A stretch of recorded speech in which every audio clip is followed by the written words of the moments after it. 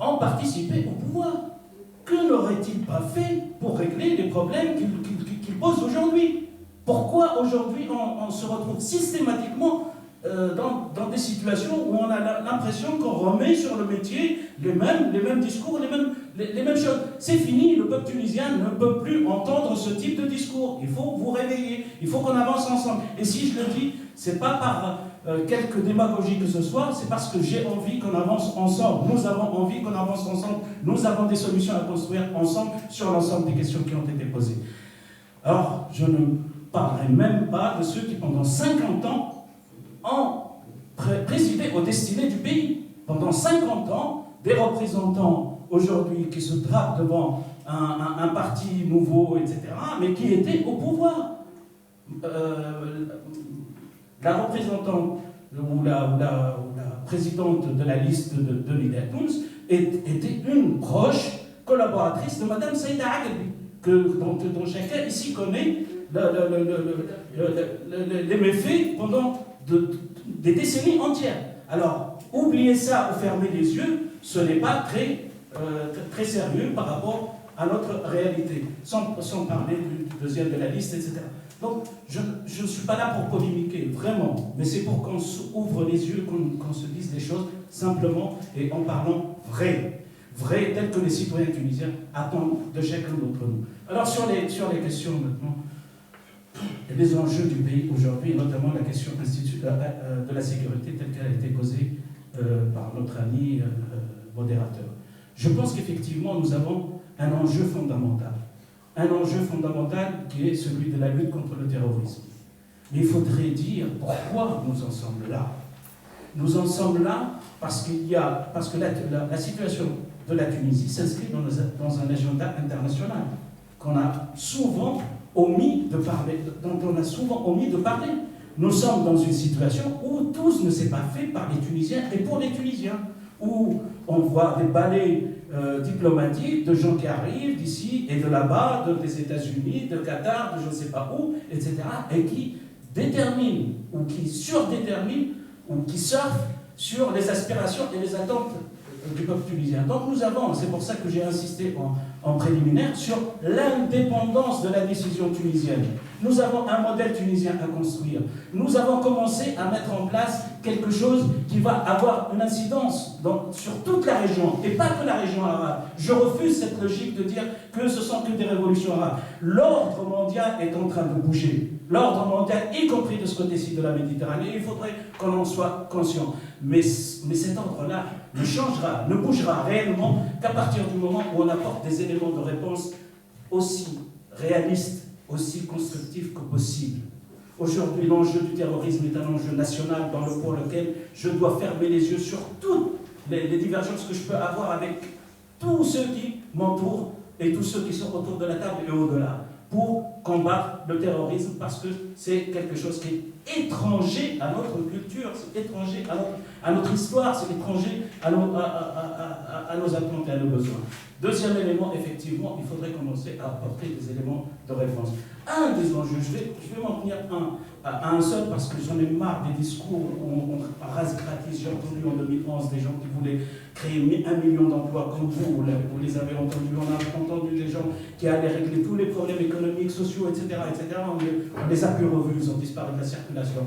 Aujourd'hui, il y a des éléments de réponse. Un des problèmes a été évoqué par mon collègue à ma droite et par le représentant de Tekatel. C'est le fait qu'il y a aujourd'hui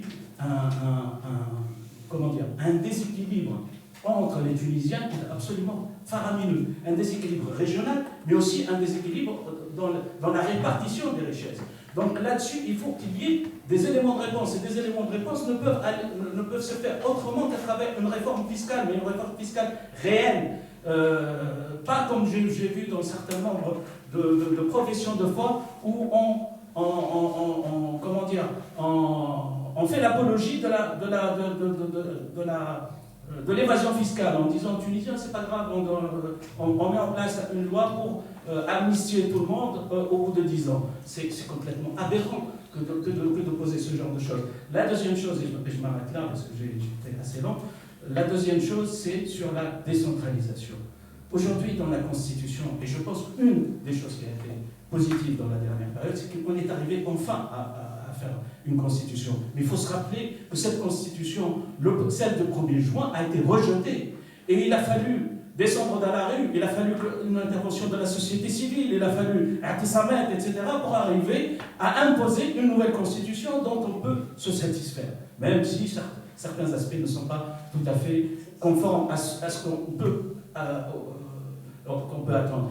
Cette Constitution, aujourd'hui, contient un chapitre entier sur la décentralisation. Mais quand on pose la question à tous les partis politiques, quels qu'ils soient, quelle préconisation pratique vous mettez derrière la décentralisation? Comment ça va marcher?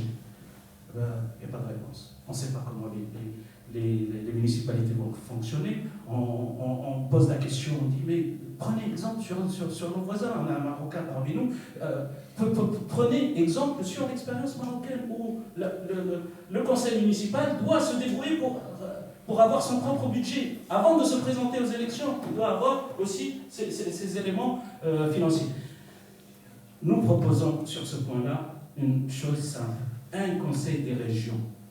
Un conseil des régions pour permettre un nivellement et une péréquation entre les différentes régions pour que ce conseil des régions permette de dire entre le sud-ouest, le nord-ouest, le sud, la côte et l'intérieur du pays, nous pouvons équilibrer les choses et c'est quelque chose pour lequel vous l'avez sur la plateforme, des éléments précis de proposition dans ce sens-là. Pardonnez-moi si j'ai été un peu long. Merci de m'impliquer dans la discussion. Je ne vous parle même pas de la décentralisation en Belgique parce que c'est tout un autre domaine à explorer.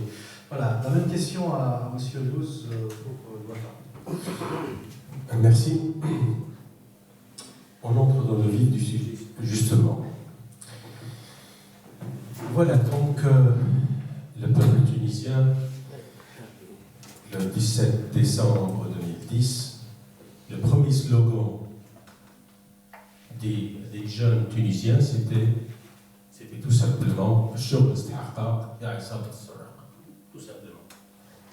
C'est là, ça résume vraiment le mal du peuple tunisien. Ça résume ça.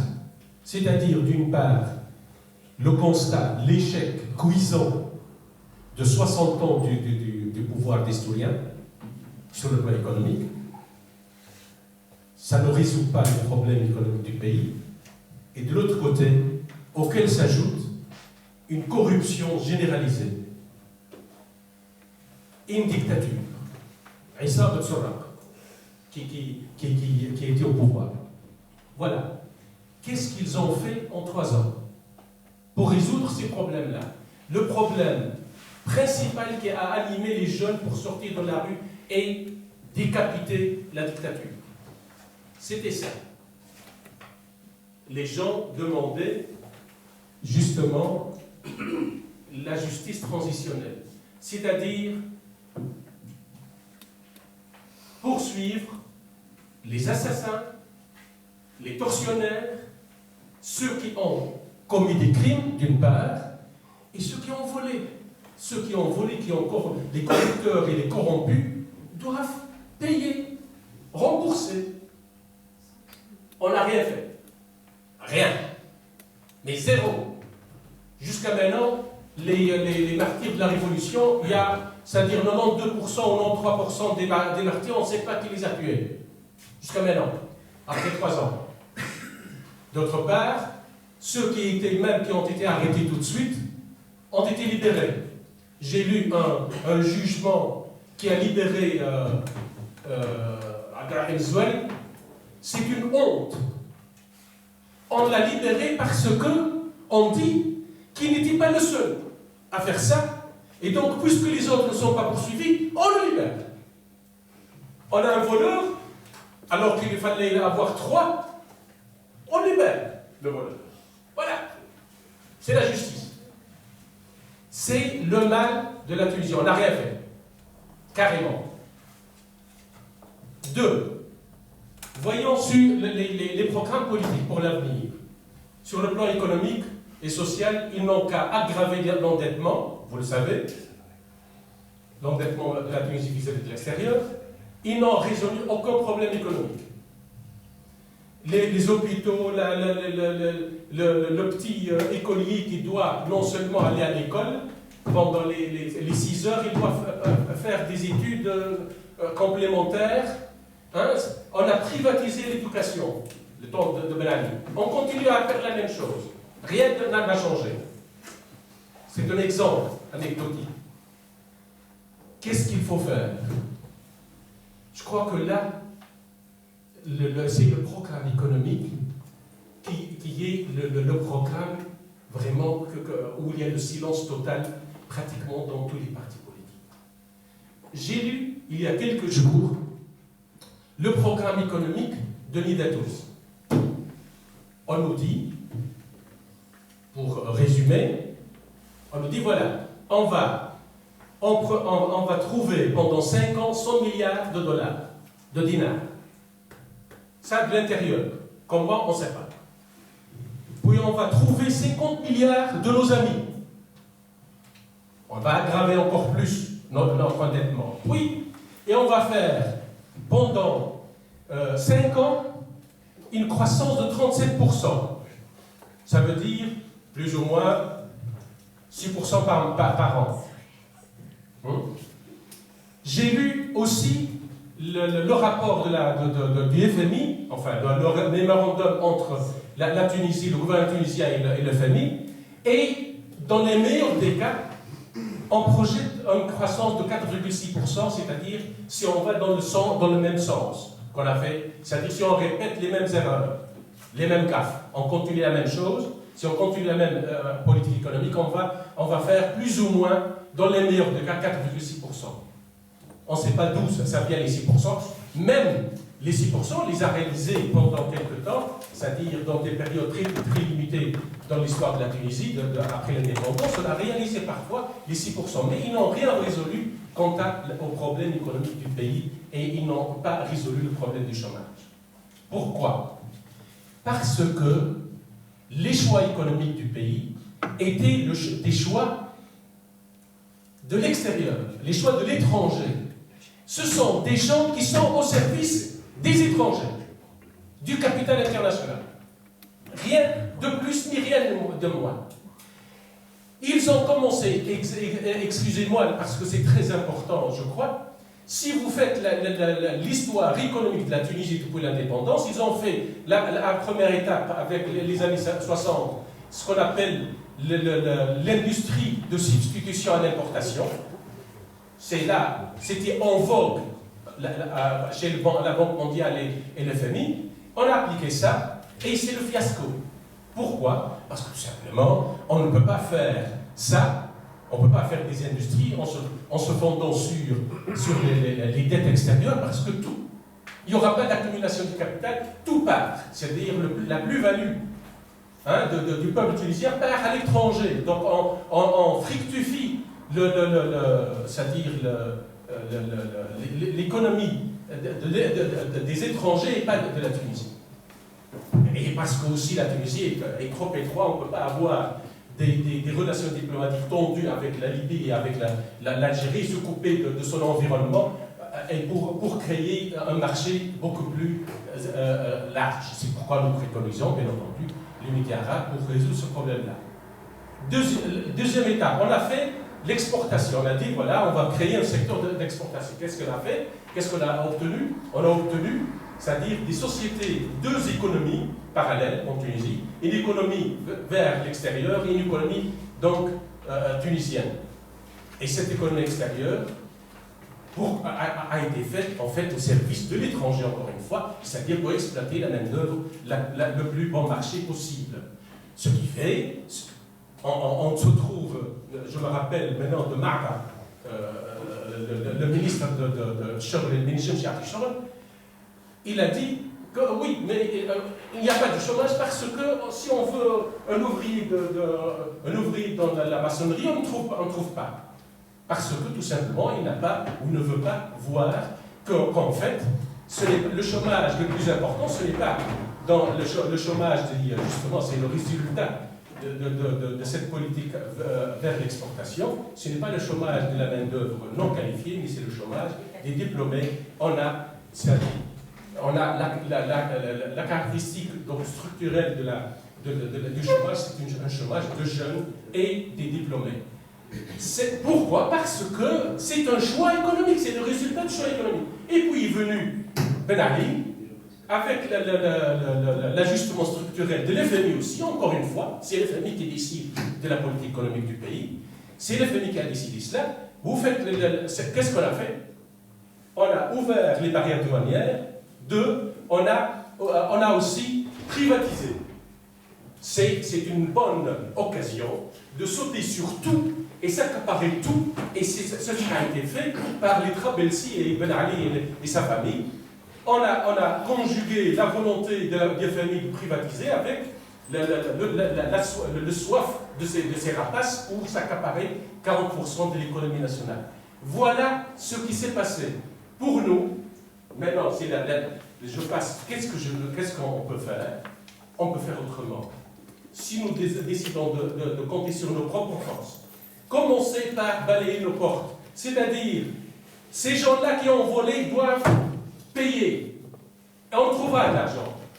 Par hasard, vous savez, la corruption selon la Banque mondiale nous a coûté entre 2 et 3 points de croissance. 2 ou 3 points. Ça veut dire, quand je parle de points, c'est l'équivalent de ce qu'on demande maintenant au détriment de la caisse de compensation pour renflouer les banques. 2% du PIB on demande. C'est-à-dire, ce qui a été volé par ces gens-là, on veut faire payer le peuple que le pays à leur place. Non, messieurs, ça ne doit pas se passer comme ça. Vous devez payer.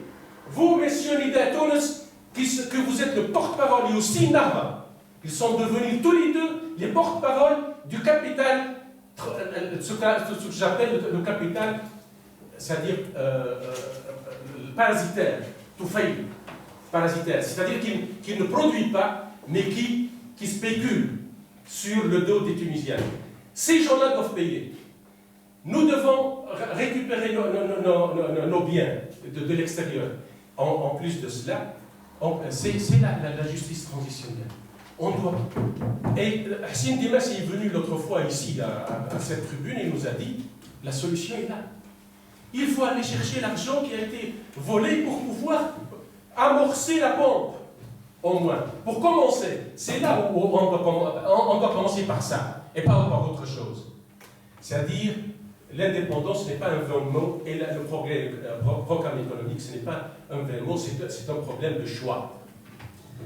Merci, merci. Alors voilà, il y a matière à débat, il y a matière à discussion. Mohamed Delouz a déjà anticipé sur la troisième question, donc je vais vous proposer, puisque tous les deux vous avez un peu moins de temps de parole, de pouvoir à la fois réagir sur les questions politiques intérieures, sur la question de l'évaluation que vous faites de la situation de transition, et sur la politique intérieure en matière de sécurité, comme en matière de politique économique et sociale. Je vais d'abord donner la parole à Takatoul. Vous avez quelques minutes pour développer vos propositions, votre analyse et vos arguments. Merci beaucoup. Allô? Oui, allez-y. Allez-y. Oui.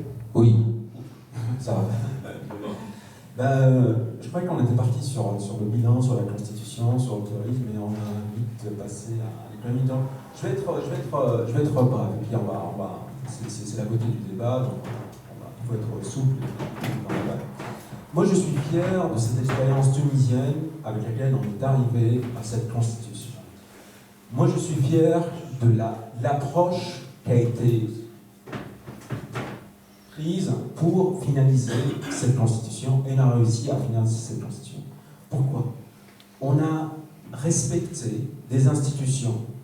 On a, le 23 octobre 2011, on a donné la voix au peuple pour choisir des élus avec ce que vous voulez dire.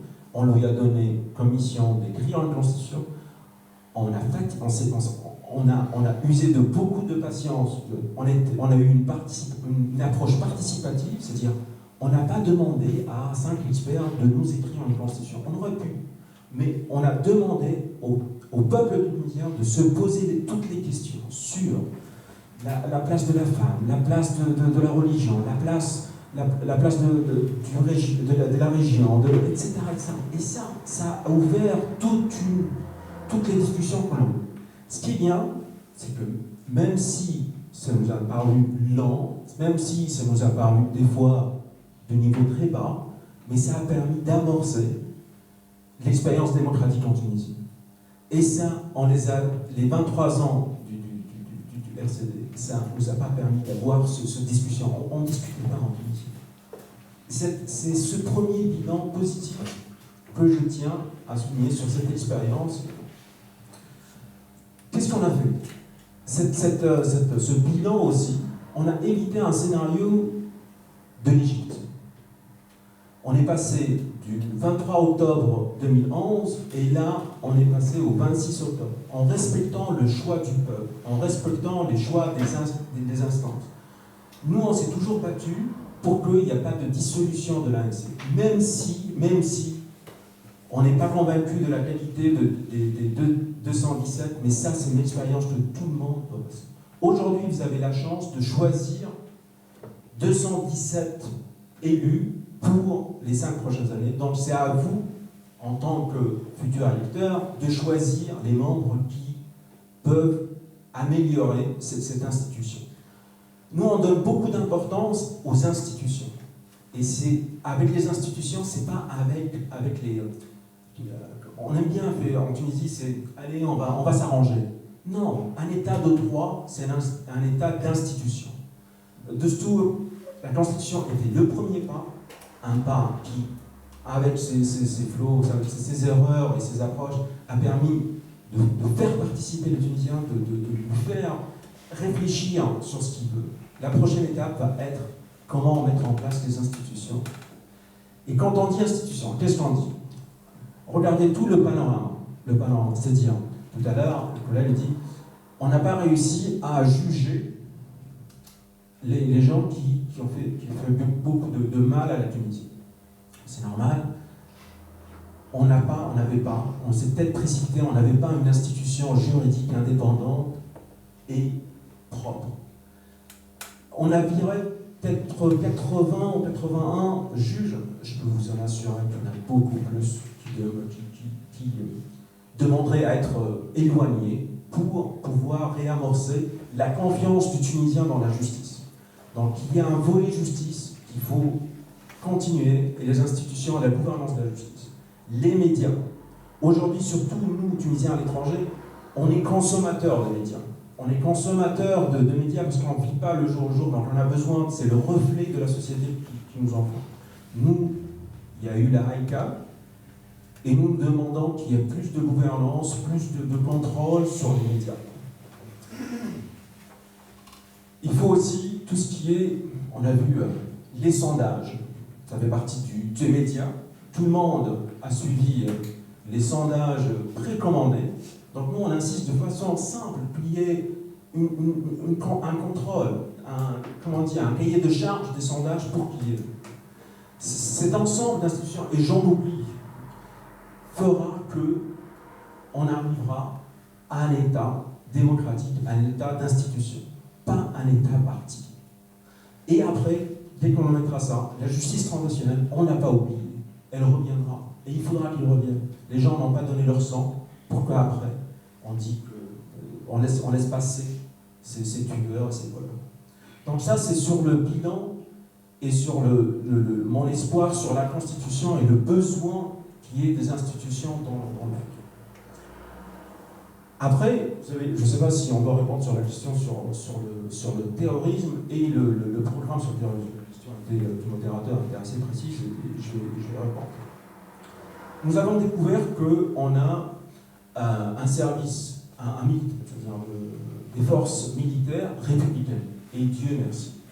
C'était l'ossature qui nous a permis de rester en République.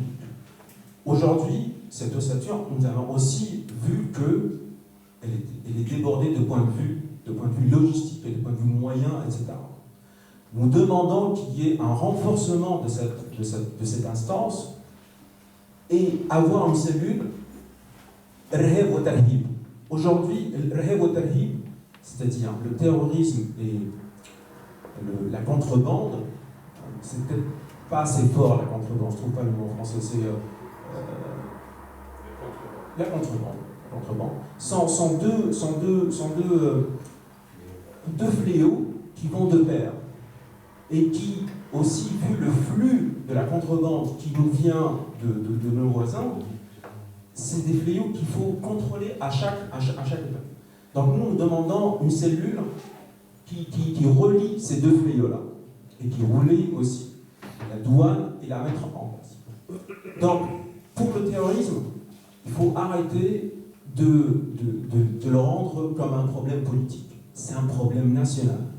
Les gens, il faut arrêter de se séparer ou de médiatiser ou de se devenir experts, plus des experts en terrorisme dans les médias, juste pour reprendre ce sujet de point de vue politique. Aujourd'hui, il faut que tout le monde, c'est autour d'une table, qu'on ait un programme qui renforce les militaires, renforce la sécurité nationale, renforce les services secrets tunisiens, qui avant n'étaient pas des services secrets pour servir la Tunisie, mais pour s'informer sur les Tunisiens. Aujourd'hui, il faut que ce service revienne comme pour tâche d'avoir l'information, de l'intelligence qui a permis, depuis quelques mois, à mettre en place intercepter quelques coups de violence. Aussi, il faut avoir, on a des voisins qui ont des situations politiques et aussi sécuritaires très difficiles. Donc il faut qu'on sécurise nos frontières. Et pour ça, il faut qu'on n'a pas honte de prendre des expériences techniques spécifiques et de les mettre à la sauce tunisienne. Donc ces 3-4 points permettront, à notre avis, de réduire le coût et l'énergie et de mettre en place, de mettre fin au terrorisme, j'espère, en Tunisie. Est-ce que vous m'autorisez à continuer sur l'économie ou on va revenir ou... Rapidement. Non, pas rapidement, l'économie, non. On va revenir après. D'accord. Je propose de laisser la parole à Madame Kelly. Je vous propose d'intervenir sur la question de sécurité intérieure, politique intérieure, l'évaluation de la transition. Je vais répondre un peu sur la question. D'accord. Alors, نحب نحكي أول حاجة على السيد منذ قليل تكلم على الإيدنتيتي التونيزيين وكونها نلعب على المشاعر التونسية. هي أول حاجة هو نحكي على الدستور التونسي، الفصل الأول يحكي لكون التونسي هي لغة العربي. أنا نجو با avec les sentiments des Tunisiens. ثاني حاجة نحب نحكي على مرشحتنا السيدة لميا المليح، وإحنا مفتخرين بها اللي هي تمثل حركة ندى تونس، واللي هي رئيسة قائمة حركة ندى تونس على أمريكا وبقية دول أوروبا. نحب نعرف لكم شوية شكون السيدة لميا المليح. شبيها ما جاتش، كانت في نيس البارحة مع سي الباجي. فما التزامات وما هي إلا جو بونس كالي ان اتر هيومان وكانت تتعب ولا حاجة نجموا نراعوا بعضنا. يعطيك الصحة، بارك الله فيك. نحب نقدم السيدة لميا المليح، دكتورة في البيوشيمياء. ايه عشويه ايه نحكي لهم شويه بشويه، ما نعطوا الوقت كيما ما قصيتش على الجماعه، نجم نعطي الوجه نتاعي واللي كاستيون مرحبا بهم. السيده لميا المليح ما نكروش اللي كانت تنتمي للتجمع، ما خدمه الجاليه التونسيه شيء يشرف ما هي الا تونسيه وما دامها تونسيه تشرف. خدمة الجالية شو هي تونسية تشرف، أما خدمة في التجمع وتكون خدمة الجالية التونسية هذايا مش مسموح به. لأن الثورة قامت ضد هذايا. تقول لي هي تونسية وتتشرف بها يا أوكل بروبليم، أما تقول لي خدمة الجالية التونسية سي با بوسيبل. On est là suite à une révolution du peuple tunisien. تفضل. فما ديمقراطية متفقين. الشعب التونسي قام ثورة ضد الناس هذوما. نجم نجاوب. كحزب تكلم اللي يحب، اما تقول لي انا كحزب تكلم كيف وقول اللي يحب. مع الاسف فما شكون سمح لكم باش معناها تتوجدوا اللي هي النهضه. سامحني. لكن اي هو اللي عندنا ما تقليش خدمه الجاليه التونسيه. ما تقليش خدمه الجاليه التونسيه كبوليس ممكن.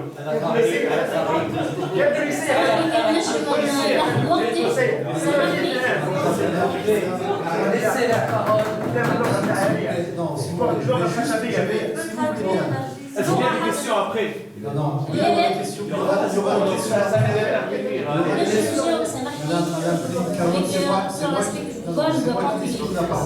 C'est moi qui pose les questions jusqu'à ce que la salle pose ses propres questions. Et la question, elle est concernée votre évaluation de la situation transitionnelle. Je voudrais qu'on essaie d'éviter un débat sur les personnes. Vos propositions. Avec tout le respect que je vous dois, monsieur, ils ont déjà parlé de notre candidate et je dois répondre. Non, je vous demande, non, c'est formuler un certain nombre de réponses aux questions que je pose. Et la question que je posais est une question précise, c'est de nous faire part de votre évaluation de la situation transitionnelle et de nous faire part de vos propositions en matière. Mais je vois que vous n'avez pas donné vos remarques lorsque les collègues ils ont parlé de notre candidate. Vous n'avez pas donné vos remarques. Alors je continue. خدمة في العمل الجمعياتي ونتشرفوا بها ونأكد اللي احنا متشرفين بها وانا شخصيا نتشرف بها وتمثلني كمرأة تونسية. نحب نحكي اول حاجة على حقوق المرأة التونسية. ترجع حقوقها مع الزعيم الراحل بورقيبة الله يرحمه اللي كانت المرأة التونسية ترفع راسها كي تروح البلاد وعندها مزية كبيرة على المرأة التونسية وانا نتشرف لكونه ذكر في تاريخ تونس انا زعيم بورقيبة كان رئيس البلاد التونسية. ثاني حاجة نحب نحكي عليها لا سيتوياسيون تاع تونس. تونس عطاء الشعب التونسي درس في الديمقراطية وقت اللي خرج التجمع الفاسد. مع كل احترامي أنا الشعب التونسي فما شهداء وفما جرحى في الثورة التونسية ونحن اليوم حركة نداء تونس ليش جات؟ لتصحيح المسار الديمقراطي. السرقات اللي صارت في عهد الترويكا هي اللي لزت كون نداء تونس تظهر على الساحة السياسية وتقوم بها التوازن السياسي. باش نحكوا شوية على الإرهاب الموجود في تونس وخاصة استغلال الدين للعب بمشاعر التونسيين والتونسيات. عمره ما كان الدين مشكلة في تونس وعمره ما كانت اللغة مشكلة في تونس وعمره ما كان الانتماء مشكلة في تونس. تجمعنا تونس ويجمعنا علم واحد. عمره ما كان العلم الأسود يمثلنا. عمره ما كانت الجوامع تعطي خطب للتحريض على القتل أو السحر. تونسي للتونسي رحمة. البرنامج بالنسبة ما ننساها لكش بقدرة الله. نذكرك فيها انت 26. نكمل. بالنسبة لحماية الحدود نتاعنا العقلية الدخيلة على المجتمع التونسي وإعطاء صورة خاطئة كما ذكرت عن الدين. تقليل وتقليص من دور المرأة في الحياة السياسية والحياة الاجتماعية وكونها تتحصر في المنزل. كون المرأة بعد 8 متاع الليل لازمها تروح. كون المرأة التونسية عندها قيمة كبيرة ما شاء الله. مشرفين يعني نساء تونس اليوم معنا. البلدان المجاورة لتونس انطلقت شرارة الثورة التونسية. انطلقت شرارة الثورة في تونس وهذه الشرارة مست عديد البلدان العربية ونحمد ربي اللي تونس نجمت تتخطى عديد الحواجز وما زالت واقفة على ساقها لحد اليوم.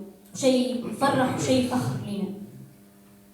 شوفوا لا سيتوياسيون اكتويل في ليبيا في سوريا في مصر بعد يتعدى.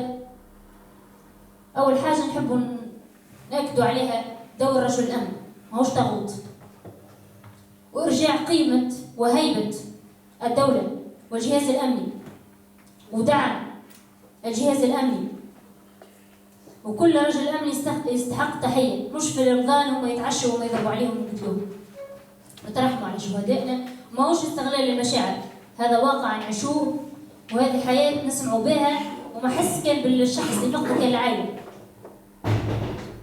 بالنسبة احترام لقرارات الشعب التونسي، الحمد لله يا ربي حركة نداء تونس هو حزب كبير. حركة نداء تونس جاءت لتصحيح المسار الديمقراطي، جاءت في فترة قصيرة، ونظن الشعب التونسي والحضور المكثف في اجتماعاتنا دليل على أنه حزب عنده ما يقولوا عنده برنامج خاص للجيل. ونحب نعطي فكرة على البرنامج لكون البرنامج بتاعنا عملوه 260 خبير، وهذا برنامج يخص التوانسة الموجودين في تونس، وعملنا برنامج خاص بالجالية الموجودة هنا، خاص بالجالية الموجودة تعلن مشاكلها ومشاغلها، وجهاز قانوني يستمع لمشاغل التوانسة ويدافع عليهم، وما هم إلا توانسة كي يروحوا هم توانسة، والهوية تجمع لا تفرق، مع احترام للجميع وشكرا. Merci, je vous remercie. Je vais maintenant adresser exactement la même question à M. Qasim Chamal du CPR. Naji, est-ce que tu peux faire rapidement le savoir? Oui, on peut les résumer en 3 lignes. Bon, elle est contente, madame, de la situation actuelle en Tunisie et de la sécurité qu'il y a. Elle n'est pas contre la situation actuelle en Tunisie. Madame, elle a présenté Dr Lamir Dayak J'ai présenté notre comme candidate. une candidate qui est élue et de la Communauté européenne. Elle a présenté la partie politique. J'ai Il y a présenté Tunis notre parti qui est consacré pour 10% J'ai parlé de notre programme. de Tunisiens qui sont immigrés à l'étranger. Et parmi eux, il y a pas mal d'élites. Ces élites-là, normalement, ce programme, il est consacré que ces élites seront incluses dans un ministère. Spécial pour les Tunisiens à l'étranger. Pourquoi tu ne parles pas en français et moi de Moi, je problème? préfère parler en arabe. Il va traduire son Oui, mais Mais il ne va pas chaque fois faire objection parce qu'on perd du temps comme ça. Bon, voilà. On peut passer au candidat du CPR. Alors, je reviens à la question de la transition. La transition, c'est une période très difficile. Vous savez très bien que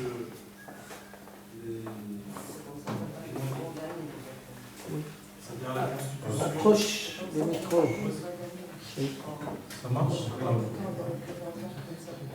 La période de la transition était une période très difficile, sachant que beaucoup de politiciens n'ont pas joué le jeu, entre parenthèses, c'est-à-dire que l'opposition n'a pas fait son travail comme il fallait, et une partie des partis qui s'étaient présentes à la Constitution ne sont pas, c'est-à-dire fiables, et surtout leur travail n'était pas acceptable. Je reviens brièvement à la question de vol à l'époque de Troïka. Normalement, ici, je suis pour apporter des solutions à tous les problèmes, mais quand même, je vais parler juste de les petites phrases concernant le vol à l'époque de Troïka. On parle de vol de la Troïka, mais on ne parle jamais des 50 ans qu'ils ont été volés, toutes nos richesses et tous les avoirs de la Tunisie. C'est parce qu'ils ont fait longtemps, les autres. C'est fort possible, c'est fort possible, mais je vais passer ça parce que je suis ici pour apporter des solutions. Justement, on ne l'avait pas fait parce qu'il n'y avait pas les moyens. Et sachant que la Troïka serait représentée par un AD en premier lieu et CPR en deuxième lieu, dont vous avez fait partie avec M. Mohamed Delouz, et en troisième Taket, mais il n'y avait pas assez. Et je rappelle autre chose, et je vais revenir à cette question-là, concernant le terrorisme. Le terrorisme, c'est un outil. D'abord, la présence du terrorisme, ça prouve qu'on n'est jamais un pays indépendant. Parce que le terrorisme, c'est un outil des pays étrangers qui se servent juste pour déstabiliser un pays. Donc, comme on sait très bien, la Tunisie est un pays qui a été colonisé et on n'a jamais eu notre indépendance à 100%. Donc maintenant, comment combattre le terrorisme? Certains disent, oui, il faut envoyer des soldats à la montagne et tout ça. Oui, c'est bien, mais c'est un problème temporaire. Donc, je pense que combattre la pauvreté, qu'il y a 2 millions de Tunisiens qui sont pauvres actuellement, leur trouver du travail, et certaines régions ne connaissent ni, on va dire, ni l'eau, ni la nourriture, ni les hôpitaux, ni rien. C'est normal qu'on fait l'essence nous-mêmes de terrorisme et des âmes faibles qu'on peut les acheter. Donc si on s'occupe plutôt dans les affaires de la pauvreté et du chômage, à ce moment-là, on pourrait avoir une solution à long terme qui peut combattre le terrorisme. Mais par contre, envoyer des soldats aujourd'hui pour... Je répondrai, madame, à toutes vos questions. Après les débats. Après. Donc, je ne suis pas contre qu'on envoie des soldats pour combattre les terroristes. Ça, c'est tout à fait normal. Mais il faut des solutions à long terme. Les solutions à long terme, c'est combattre la pauvreté et le chômage. Voilà. Maintenant, la question de justice qui est très importante. C'est vrai que pendant la période de Troïka, il y a été 80 ou 82 juges qui ont été renvoyés. Ça, c'est bien. Mais sachant qu'il y a 80% des juges qui sont aussi corrompus. Donc maintenant, quand il y a comme l'histoire, c'est-à-dire les jugements des martyrs, tout ça, quand un dossier arrive devant un juge, il n'y a qu'une seule feuille comme ça pour juger quelqu'un, donc on sait très bien que certains juges ne vont rien juger et seront relâchés, malgré qu'il y a eu mort d'homme. Je ne sais pas si j'ai répondu à toutes les questions. Je reviens aussi pour la dette de la Tunisie. Vous savez que la Tunisie maintenant a 22 milliards de dinars et même plus de dettes. Le CPA a vraiment tenu bon, c'est-à-dire dans sa position, surtout pour la dette odieuse, sachant que cet argent-là, il y a 80% de cet argent-là qui n'est même jamais rentré en Tunisie, c'est-à-dire qui est parti directement dans notre pays. Certains partis n'ont pas vu et n'ont pas voulu soutenir le CPR dans cette position-là, parce que de mon côté, je préfère qu'on vaille chercher cet argent-là à l'extérieur et surtout ne plus payer cet argent que d'aller faire des endettements et contracter des crédits à l'étranger. Donc cette dette odieuse, malheureusement, jusqu'à maintenant, elle n'est pas remboursée. Il y a aussi autre chose que les hommes d'affaires ont pris des crédits des 3 banques nationaux, l'STB, l'APH et la PNA, la Banque de l'Agriculture. Je pense 600 millions de dinars qu'ils n'ont jamais remboursés. Donc il y a beaucoup de moyens pour aller chercher de l'argent, mieux que d'aller s'endetter à l'étranger. Moi je trouve que la solution c'est toujours combattre la pauvreté, le chômage et les sources de financement. C'est mieux que de chercher ça, c'est-à-dire dans la Tunisie, mais aussi à l'étranger, que le régime, l'ancien régime a volé. Et je pense qu'avec une bonne fiscalité, comme M. Mohamed Delouz a parlé de la fiscalité, c'est-à-dire l'argent, elle va vers l'étranger, je confirme. J'ai travaillé dans plusieurs sociétés de consulting et je vois certains passages de factures à la fin de l'année, exemple 5 millions d'euros avant la fin de l'année, juste frais d'entretien et voilà, et ça passe et ça sort totalement de la Tunisie. Ce qui fait même la fiscalité des sociétés, elle n'est jamais, c'est-à-dire elle n'est pas contrôlée, elle n'est pas mise au point. Voilà, je vous remercie. Merci beaucoup. Alors, vous avez été patient. Je vais donner la parole, bien entendu, dans un instant à la salle. Mais avant de donner la parole à la salle, je voudrais encore donner une possibilité d'intervention à chacun des intervenants. Et je vais opérer dans un ordre différent pour la dernière question.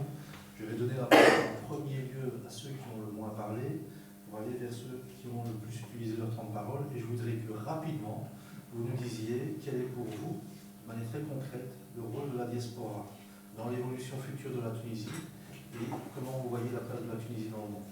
Alors, Madame Klim-Karot, vous avez utilisé le moins de temps de parole, donc vous avez la parole en premier. Et ensuite, ce sera la parole à Monsieur Qasem Charlotte. Allô.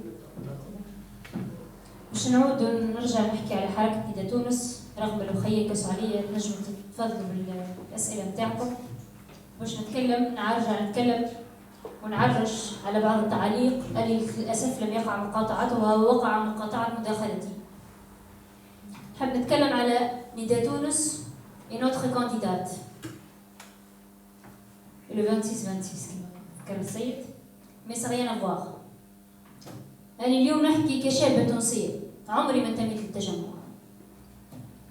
كنت طالبة حقوق في تونس، قريت في المنار، خرجت مع الثورة التونسية، انتميت لحركة نداء تونس على خاطر المبدأ والبرنامج. وقت اللي بدت نداء تونس كنت ندافع على تونس. تجمع صحيح خرب البلاد، أما فما ناس خدمت البلاد. مش معناتها جدي وأمي اللي مشوا صوتوا للتجمع معناتها التجمعيين وخربوا البلاد. الشعب التونسي قبل كان مخموع. شكون اللي نجم يدخل؟ سامحني نكمل كلمتي وتفضل. مخموع مشكور سيتو. من نظام كامل يقمع فيه. خطير التجمع. هي نحكي لك على التجمع عليه. Vous avez posé des questions, il n'y a pas de réponse à des questions. Moi je trouve que c'est vraiment catastrophique. Vous avez posé des questions, il n'y a pas de réponse. سامحني يا خويا كانت تسمع. شكرا على هذا الاحترام يا سيدي الكريم. كمل كلمتي. بارك الله فيك الله يخليك. نكمل كلمتي.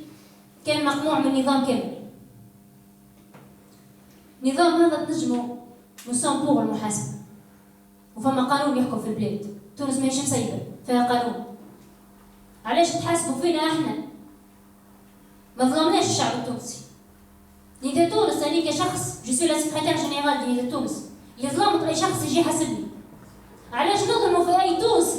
أي تونسي. راهم الشعب التونسي الهوية تجمع لا تفرق. تجمع حزب نحل مشي على روحه تجمع. حزب محلول. نداء تونس هي فساد. كل تونسي مرحبا به. باب مفتوح لكل تونسي. نهار اللي خرج من 14 جانفي حتى حد مسألة آخر أنت نهضة ولا أنت شنو ولا أنت شكون تعمل حتى حد مسألة آخر. سامحني نحكي لك الشعب التونسي أنت شنو تعمل وأنت شنو ما تعملش. 14 جانفي ما سألوش بعضهم. قاموا بالثورة لأجل هدف واحد هو إنقاذ تونس. 3 ans خذيناها منه.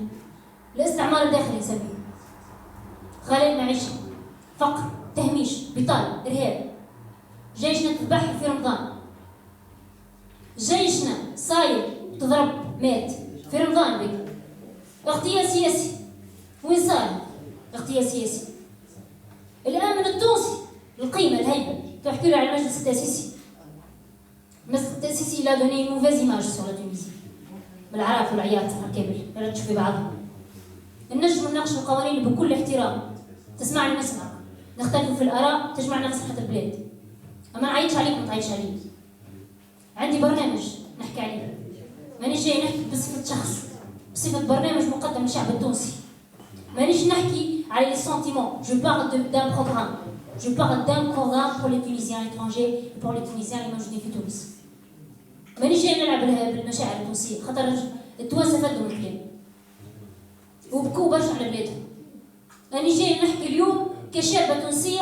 Je suis une étudiante en droit, mais je continue à défendre mon pays. نسكن في بلجيكا، متهمني حالة تونس في تونس. ما نظلموش بعضنا ونقولوا هكا كان وهكا كان وهكا كان. علاش كان وكان؟ ما هو إلا تونسي. وما دام لم يلميها علاش نظلمها؟ ما هي إلا تونسية. علاش شابة تونسية دكتورة وتقرر في اليو ال بي، أنا enseigne اليو ال بي. شاركت في العمل الجمعياتي. قدمت تعطي vraiment une image parfaite pour la femme tunisienne. Oui. مستوى تعليمي. أفكار. نحكي لك يا مدام على برامج. نحكي لكش كلام فضفاض.